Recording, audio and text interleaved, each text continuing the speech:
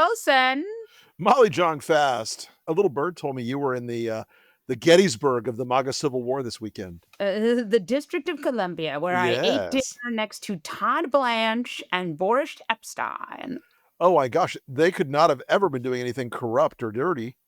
Well, they were with their families, so I would assume not. But who knows? I also couldn't hear anything because it was so loud. But I will say, I am reminded that the District of Columbia has about 7 people who live in it, and it is literally like being on a cruise ship.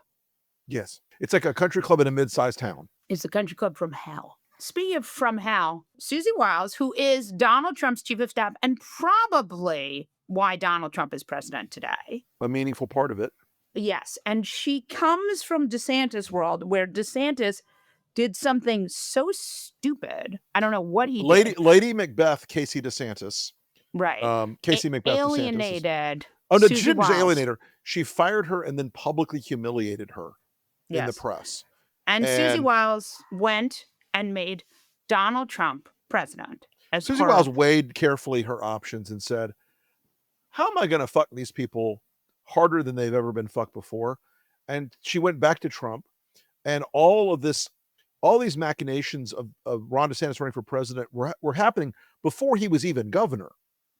And she blew up their 10-year plan, absolutely train wrecked his presidential campaign, and was really one of the reasons Donald Trump was elected, because she would go to the big donors, the serious people, not the crazies, and say, I'm going to control it. I can manage him. I'll set up systems. We'll let him go and play with parades and watch the fighter planes fly over, and the grown-ups will do business. But that didn't really happen. So let's fast forward to Suzy Wiles today. What is happening with Miss Wiles? Well, today? I will tell you, the MAGA are now they've looked at the last 10 months. They've looked at the steep decline in Trump's polling. They've looked at one disaster after another. Since 10 days ago on election night, there's a rising drumbeat inside the MAGA world of both people inside the White House who don't like her, e.g. Stephen Miller, and of the MAGA influencer ecosystem out there in the world. They're all looking for a way to say, no, this isn't Trump's fault. This isn't Trump's bad decisions. This isn't a public assessment of Donald Trump being a terrible leader and destroying the economy and zip tying children in the streets and running a police state. It must all be Suzy Wiles' fault, because she's the one who's secret. They call her like Swampy Suzy. She's getting the nicknames. She's in that moment right now. There's always an arc. I wrote about this today in an article on my Substack called Run, Suzy, Run. And there's an arc with Trump.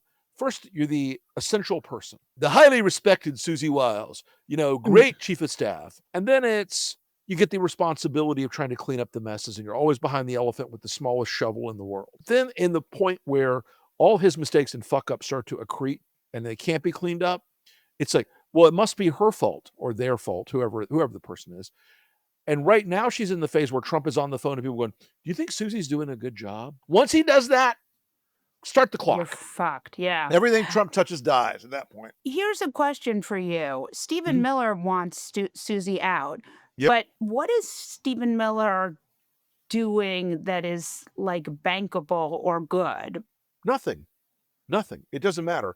Look, there are 3 reasons you want to be chief of staff. Reason 1 is that you're loyal to the guy. You came up with him. He was a congressman, a governor, a president. Lifers. Trump has no one like that around him. No one, not even his family. Right? The second reason is it's the highest you can ascend in the pyramid of political power in America without being an elected official. It is the most powerful non-elected job in DC by far. And the third reason you want to do it is once you're chief of staff, the rest of your life, you're never on scheduled air travel again. You're on corporate boards all over the country. You travel around the world to give compensated speeches in beautiful resorts to very wealthy people. Stephen Miller is going to be on corporate boards?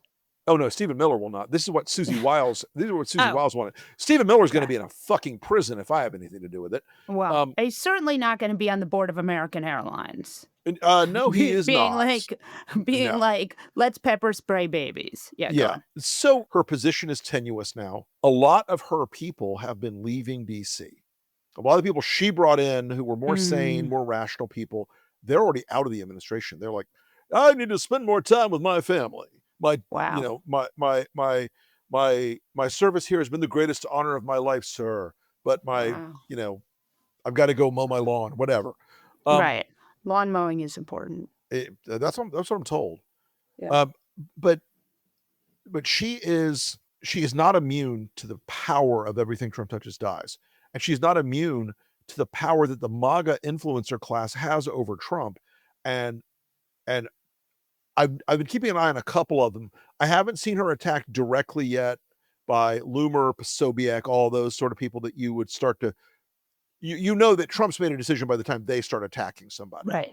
Right. They're Pizza not there Jack. yet, but she is she's got this the enough of the smell of death around her that the vultures are circling over her head. When this happens, eventually, I mean, one of the things Trump 2.0 has done that Trump 1.0 has not done is that he does not fire people in this new administration.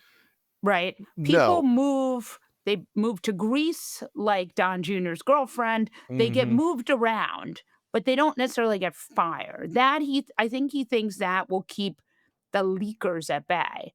So this would actually be a paradigm shift. Yes? It No? would be, Discuss. and I will tell you, it's a paradigm shift because they are in a crisis that they have not been able to break the cycle on. Yeah, You know, that's we true. when the Epstein stuff first started, you and I had this conversation. This was the first thing we'd ever seen in a decade of watching this craziness that he can't get under control. He may push it back for a day or two, but it always comes back. Epstein is the underscore of the soundtrack of the Trump presidency part two. And right now, you know, we saw basically what's estimated to be about 5% of the materials that are out there about Epstein Right. released this week, and it has been Right. a pure firestorm on this guy. Yeah. He has been Yeah. taking a chaotic approach to handling it. You know, Oh, for yeah. these people to spend all week trying to come up with a plan, and they're going to say, "Well, we're going to investigate Reid Hoffman and Bill Clinton Mhm. and not Donald Trump." Even his own people, the MAGA reaction to this was like, come on, bro."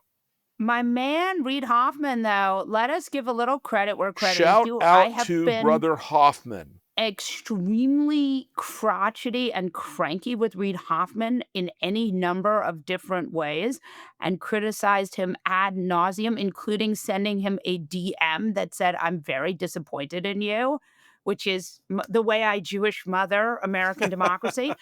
And yet my man stood up to Trump, said, "Go for it, fight, fight, Yeah. fight. That's Yep. the only way." And by the way, I mean, look, you Let me know, tell you, less I wish we had more billionaires in this country who would display the guts Reid Hoffman showed this week. What yeah, did he Reid do? Hoffman, good He for you. said, "Bring it on. Yeah, Fuck you. yeah, I will fight you. Let's go." Every time you show Trump you're not afraid of him, they always take a beat because they expect everybody to do what a lot of people have done over the years. "Yes, sir. Yes, sir. How may I make it better?" Never but apologized to Trump. Always said, "Go fuck yourself." Get right back in his face. Stand right, your that's the ground. only way. Yep. Only way. But I think it's worth for a minute going back to this moment here because I actually think this is the end of MAGA. And I want you, and I'm going to tell you, I'm going to tell you my theory, and then you Tell me can your tell me theory. why you think it's wrong or right or whatever. You know, you and I, we exchange theories, and All the and we time. have for a long time. So my theory is this: there are two things that are taking down MAGA at the same time, but only Mhm. one is visible. So one is the Epstein stuff, right? Sure. You see it, Marjorie Taylor Greene, Lauren Boebert, Thomas Massey, Mhm. Nancy Mace. Nancy Mace. These people are all like breaking with the party in a big Yep. way. And supposedly there's like 100 Republicans who are going to vote for the discharge petition. Yep. Big deal. But the underlying reason why the MAGA is disintegrating is because of inflation. Yes. These people are taking the economy in the face. Right. And they finally reached a point where they couldn't spin it anymore, and they couldn't say, "Well, I'm sacrificing for the good of the country because Donald Trump needs this." Now they're basically at the point like, "He's fucking us. Yeah. We're getting Yeah. screwed." Yeah. And you notice, there's an interesting, and I think your theory is correct. Inflation and economics are cracking. They're the underlying. Right. And why is that, Molly? Because one of their most fundamental beliefs from all the way back in 2016 was that Donald Trump was a masterful negotiator. He'd be great for the economy. He's the guy who could solve all these economic problems that the libs have caused. Right. Well, the libs didn't cause them, but Well, what he not at did, what he did inflation. was shattered the country with this tariff deal, and it has kept inflation grinding away under the water. And it is not a visible process. It's like a disease, and it's eating away at them. And they it's hard to go into the grocery store and say, yeah, no, this isn't a $250 bill for 5 bags of groceries. It's an $80 bill like Trump told me it is, because it's not Right. true. You Right. can't spin it. And we know that the inflation is a problem and that Trump is saying uncle. And you know why we know that? Because he's reversing the tariffs. At 9 o'clock on a Friday night, As this one does. he as one does, he's reversing the food tariffs that have caused coffee and chocolate Wheat and and meat. wheat and meat and all this other stuff to skyrocket. Because my The man sees Thanksgiving around the corner and Christmas. And even though he did explain to MAGA voters that you might get $1 instead of 3 Right. or 11. By the way, this is the problem with making a billionaire president, is that he's not, you get one, you only get one jet. That I think you're really seeing it come apart here. Look, I think there are large things and small things that are shattering the coalition on the economic axis. And if you look at all the public polling and all the survey work that's out there right now, everything in the economic basket, he's upside down by between 11 and 27 points. Right. On inflation, he's down about 27 points across multiple polls. A couple Right. are worse, a couple are better, but the aggregate, this is the same lesson Gerald Ford learned in 1976.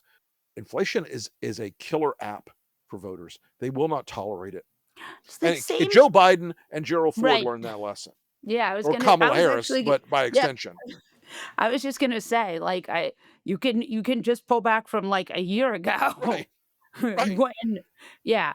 No, it's true. I mean, but the great irony of all of this, which I think should not be ignored, is that this is caused by Trump.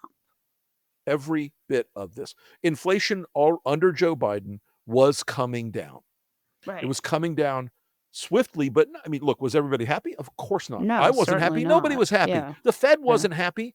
That's why they Yeah. kept the brakes on. And that the reason Joe Biden ended up with inflation was because Donald Trump had botched COVID so badly that we had to Mhm. juice the economy in the beginning of the Biden administration, and we paid for it on the back end with inflation. I mean, I also think everybody had inflation, and even if you Global, hadn't used the global. economy, yeah. Mhm.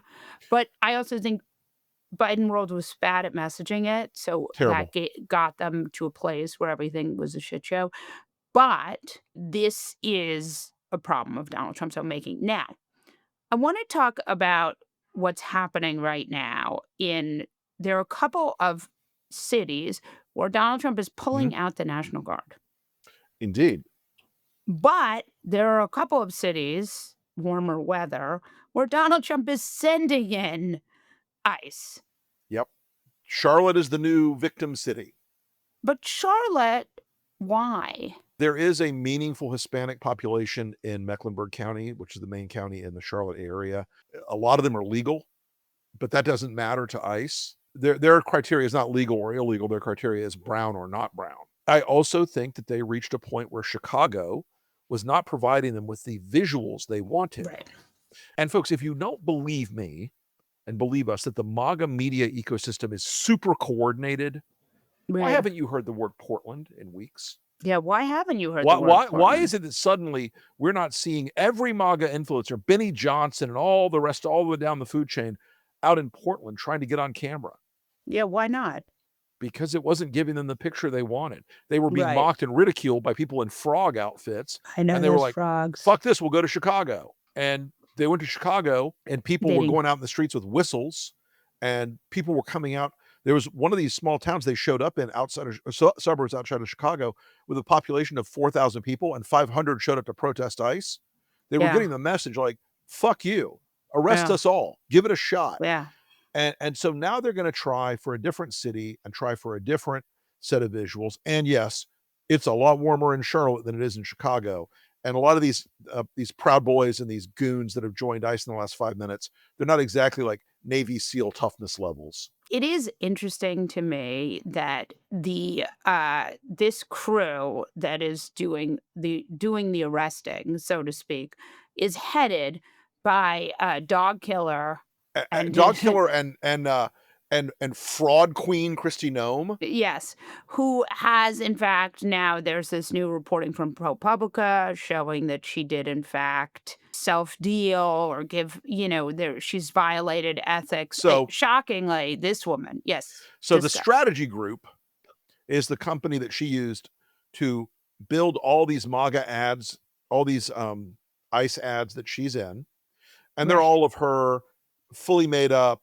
beautiful Riding golden horses. extensions hair, riding Yeah. horses, trying to look tough, wearing Yeah. body armor, the whole thing. I'm gonna flip on the Wayback Machine for a second. The Strategy Group for Media and apparently also Chris LaCivita, I heard the other day, I read that somewhere, they're cashing in on this media buy to the tune of many, many, many, many millions of the $200 million. They're the people. The company was once headed by the guy that sent Michelle Bachmann the vibrator when she was a customer. I don't know if you that's a way back. That's probably a little too obscure, too much of a deep cut. Wow. But Yeah, that the Strategy Group for Media is truly batshit insane. And by a remarkable coincidence, Trisha McLaughlin, who is Noam's comms director, is married to Ben Yoho, who runs what? The Strategy Group for Media. wait, huh?